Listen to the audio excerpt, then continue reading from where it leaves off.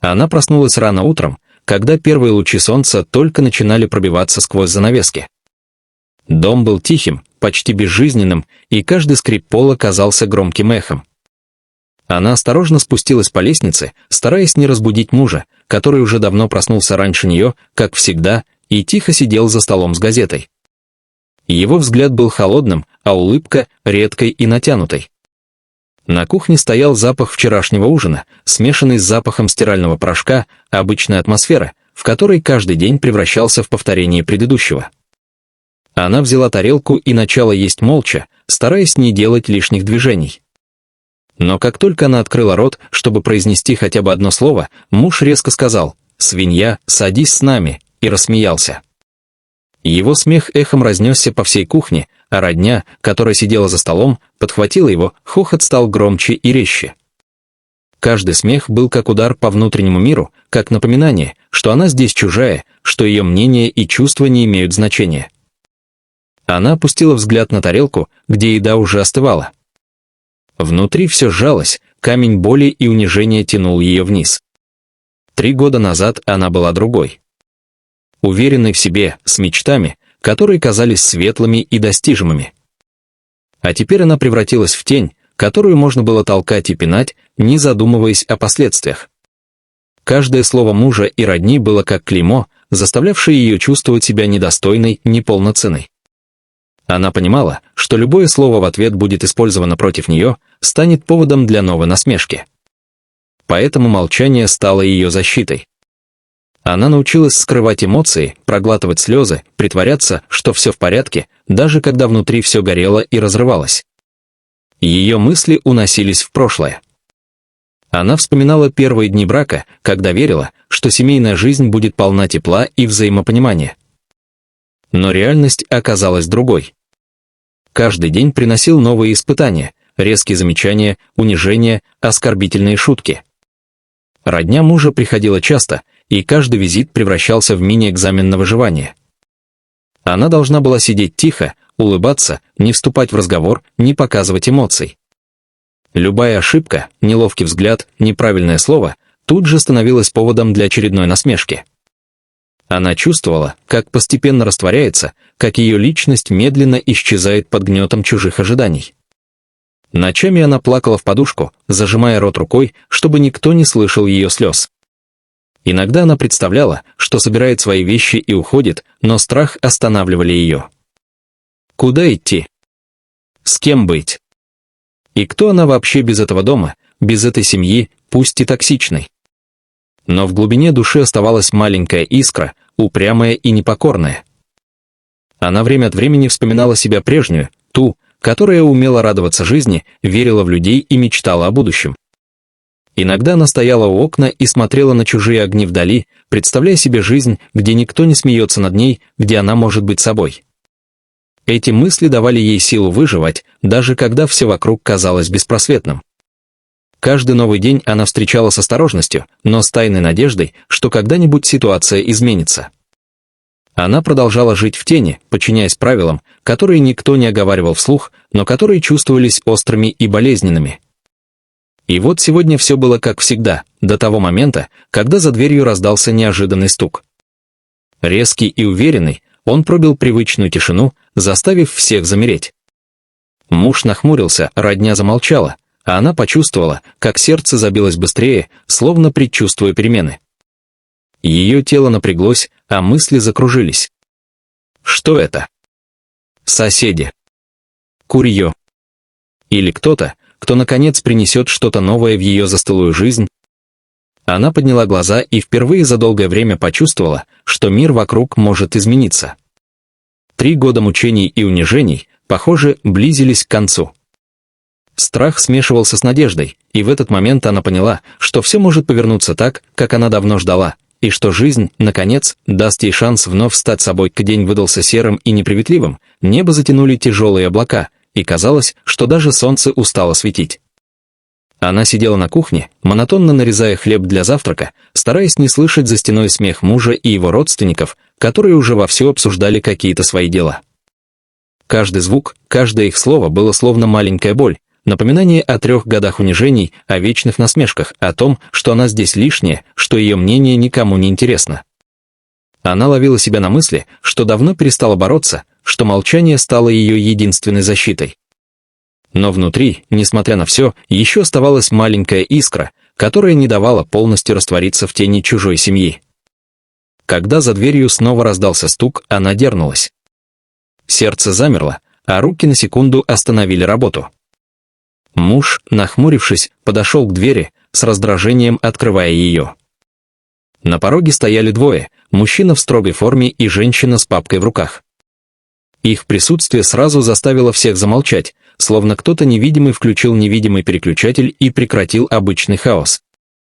Женщина с папкой заговорила твердым, спокойным голосом, и каждое ее слово звучало как приговор, как сигнал, что время шуток и насмешек закончилось. Родня мужа пыталась пошептаться между собой, искать оправдания, но голоса снаружи заглушали их шепот. Она стояла, как вкопанная, ощущая, как по спине пробегает дрожь. Все это время она ждала момента, когда ситуация изменится, когда кто-то из внешнего мира вмешается и расставит точки над «ай». И вот этот момент настал. Муж побледнел, губы его поджались, взгляд метался между женщиной с папкой и мужчиной в форме. Родня замерла, пытаясь понять, что происходит, но никто не осмеливался произнести слово. Она впервые почувствовала себя наблюдателем своей собственной жизни, а не заложницей. Сердце колотилось, но не от страха, от чего-то нового, неизведанного, чего-то, что обещало справедливость. Женщина с папкой начала перечислять факты, документы, объяснять ситуацию спокойно и уверенно. Каждый пункт звучал как удар, который медленно, но верно разрушал иллюзию контроля мужа и его родни. Он пытался перебивать, оправдываться, ругаться, но слова его теряли силу и смысл под тяжестью доказательств. Родня, обычно такая дерзкая и самоуверенная, теперь выглядела растерянной, смешанной с испугом и недоверием. Она смотрела на них и чувствовала, как все, что держало ее в 3-летнем аду, рушится. Каждый взгляд на их побледневшие лица приносил странное облегчение, словно наконец-то кто-то вынес изнутри весь груз унижений и боли. Она вспомнила ночи, когда плакала в подушку, когда казалось, что выход один — терпеть. Все эти годы она училась выживать, сжимая губы, скрывая эмоции, притворяясь, что все в порядке. И теперь эти усилия не были напрасными, все терпение, вся боль, все тихие слезы стали подготовкой к этому моменту. Она почувствовала прилив силы и уверенности, впервые за долгое время ощутив, что может быть собой. Муж пытался что-то сказать, но ее глаза встретились с глазами женщины с папкой, и она поняла, никакие оправдания не помогут. Двое незнакомцев спокойно продолжали действовать, не поддаваясь на эмоции, их уверенность передавалась и ей. Она ощутила странное чувство, будто наконец-то дверь в ее прежнюю жизнь распахнулась, хотя за этой дверью было нечто новое, неизвестное и свободное. Родня мужа пыталась найти слова, но они были пустыми, бессильными перед фактом. Муж стоял, словно пораженный, не зная, как реагировать, а она, наконец, почувствовала, что может дышать свободно. Впервые за 3 года она подняла голову, уверенно посмотрела на всех вокруг и поняла, больше не будет страха, больше не будет насмешек. Этот день, этот стук в дверь принес перемены, которые она так долго ждала. Она почувствовала, что ее жизнь возвращается в ее руки, что теперь она может выйти из тени, перестать быть свиньей, над которой смеются, и снова стать собой сильной, независимой и свободной. И пока двое людей на пороге тихо занимались своим делом, она впервые за долгое время улыбнулась, настоящей, без страха, без боли, с пониманием, что ад закончился, а расплата за годы унижений пришла к тем, кто ее создавал. Дом погрузился в странную тишину после того, как незваные гости вошли и начали расставлять все по своим местам. Муж стоял в прихожей, сжимая кулаки, но не решаясь сделать шаг. Родня, обычно уверенная в себе, сидела за столом, шепталась и переглядывалась, пытаясь понять, как реагировать. Она же, стоя в стороне, почувствовала, как напряжение в ее теле постепенно ослабевает, как будто кто-то медленно снимал с нее тяжелую броню, которую она носила все эти годы. Каждый удар смеха, каждое унижение, которое она терпела 3 года, теперь отступало, растворяясь под весом настоящей справедливости. Женщина с папкой подошла к столу и тихо, но твердо сказала, что дом теперь будет проверен, а факты, собранные ею и ее коллегой, должны быть рассмотрены. Родня и муж попытались возражать, кричать, но их голоса стали маленькими и незначительными. Они уже не управляли ситуацией. Она наблюдала за их растерянными лицами и чувствовала, как внутри поднимается странное чувство облегчения и свободы. Каждое слово, произнесенное ими, теперь казалось пустым шумом, беспомощной попыткой удержать власть, которую они потеряли. В этот момент она вспомнила все моменты унижения, как муж смеялся над ней за каждым столом, как тетка бросала колкости, как свекровь повторяла свои язвительные фразы, превращая ее жизнь в ад. Она вспомнила слезы, сжатые губы, бессонные ночи и вечное ощущение, что она здесь лишняя. Но теперь прошлое, хоть и болезненное, казалось не таким страшным. Она почувствовала, что эти годы сделали ее сильнее, научили терпению, выдержке и тому, как бороться, даже когда кажется, что силы уже нет. Муж попытался подойти к ней и что-то сказать, но она спокойно посмотрела ему в глаза и поняла, что больше не будет бояться. Внутри что-то переломилось. Она вспомнила все дни, когда ее называли «свиньей», все моменты, когда смех родни заставлял ее прятать лицо в руках, и вдруг почувствовала, что это не имеет значения. Теперь ее жизнь снова в ее руках. Она поняла, что годы ада не сломали ее полностью, что внутри осталась сила, которой хватит на все, что впереди. В этот момент мужчина в форме обратился к ней и предложил пройти с ним для уточнения некоторых деталей. Она согласилась, чувствуя, что это важный шаг к свободе. Родня и муж остались в доме, переглядываясь и шепча что-то друг другу, но она больше не слышала их слов. Она шла уверенно, с прямой спиной, чувствуя, как страх постепенно уходит, оставляя место решимости и спокойной радости. Каждый ее шаг отдавался в сердце легкостью, которой она давно не ощущала. Когда они вышли на улицу, свежий воздух ударил ей в лицо, наполняя легкие кислородом и новым ощущением жизни.